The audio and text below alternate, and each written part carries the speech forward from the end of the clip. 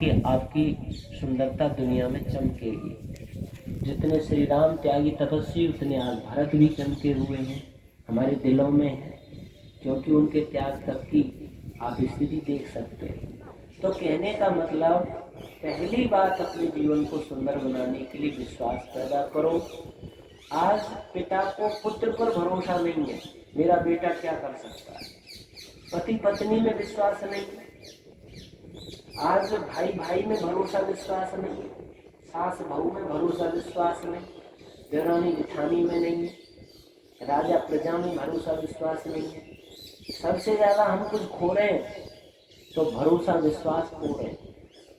दिलों में अपना स्थान हम नहीं बना पा रहे, क्योंकि हम कुछ सोचते हैं, कुछ करते हैं, कुछ कह देते हैं, हमारी कोई एक मर्यादा नहीं है अपने जीवन में।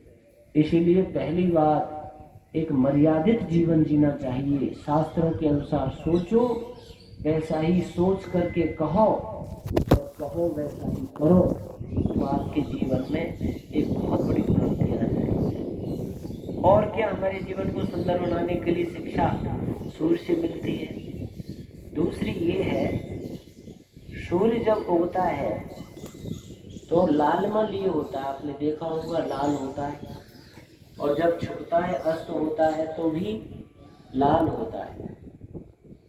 इससे क्या भाव लिया है विश्व विद्वानों ने, कि जब सूर्य उग रहा है, इस समय सूर्य अपने तेज से है, तो मानो वो हम सबका राजा बन गया है। उसका प्रभुत्व, उसका प्रभाव आज हम सबको लाभान्वित कर रहा है। हम उसके प्रकाश में यज्ञ हवन कर रहे हैं, कथा प्रवचन कर रहे हैं, खेती बाड़ी के, अपार व्यापार के, दुकान के, घर के, जमीन जायदाद के, खेत खलियानों के, विवाह शादी के, ये सब काम कब कर रहे हैं? जब इस समय सूर्य का प्रकाश है। राजा को राजा क्यों कहते हैं? क्योंकि राजा का भी एक प्रकाश होता है, एक आभा होती है, उसके प्रकाश में निर्भय होकर हम दुनिया में काम करते हैं। राजा का एक प्रभुत्व होता है। ऐसे ही सूर्य इस समय मानो राजा है, लेकिन एक समय ऐसा आता है कि सूर्य जो है अस्तित्व ही खो देता है, वो दिखाई ही नहीं देता। परंतु जब अपना राजा बन रहा है तो भी लाल है, और अस्तित्व खोते समय भी वो लाल होता है। इससे क्या अर्थ लिया विद्वानों ने, हमारे जीवन में भी ऐसे उतार चढ़ाव आते रहते हैं।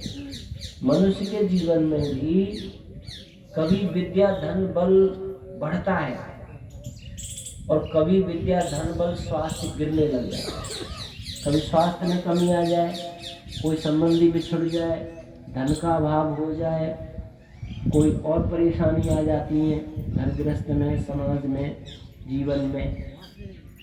पर जो धीरवीर ज्ञानी लोग होते हैं, जो सूर्य से प्रेरणा लेकर जीते हैं, वो दोनों स्थितियों में सम रहते हैं।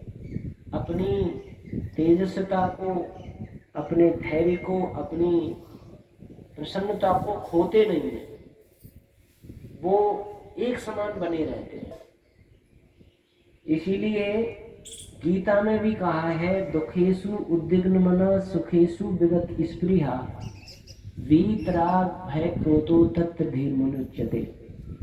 अर्थात सुख के साधन आने पर व्यक्ति घमंड में नहीं आवे, और दुख के साधन आने पर व्यक्ति रोने नहीं लग जावे, मर गए, अब क्या होगा, कैसे जीवन कटेगा, बड़ी परेशानी आ गई साहब, ये संकट आ गया, ऐसे रोना नहीं हो। और कोई बढ़िया सुविधा बढ़ गई हो तो घमंड में, फूले में। दोनों स्थितियों में जो सम रहता है, वो मानो महान आदमी माना जाता है, उसका जीवन सुंदर माना जाता है। ये भी हमें इतिहास के साक्षी से हमें ज्ञान होता है इस बात का, कि हमें हर स्थिति में सम रहने में प्रसन्न रहना चाहिए, दुखी नहीं होना चाहिए। रामायण का यहाँ भी एक प्रसंग है। गुरु वशिष्ठ जी कहते हैं कि जब मैंने श्री राम को राज तिलक देने की बात कही, हे राम, आज तुम व्रत उपवास पूर्वक दिन रात व्यतीत करो, और कल तुम्हें राजगद्दी सौंपी जाएगी, तुम्हें चक्रवर्ती राजा बना दिया जाएगा। बोला उस समय श्री राम के चेहरे के भाव मैंने पढ़े, वही भाव मैंने 14 वर्ष वन को जाते हुए पाए। यानी नहीं, श्री राम ने ना तो राज मिलने की कोई खुशी दिखाई, ना कोई ढोल पिटवाए, ना कोई सीना ऐसे फूल गया जैसे पहले थे सामान्य, और ना फिर राज छूटने का कोई गम, कोई दुख, कोई कष्ट।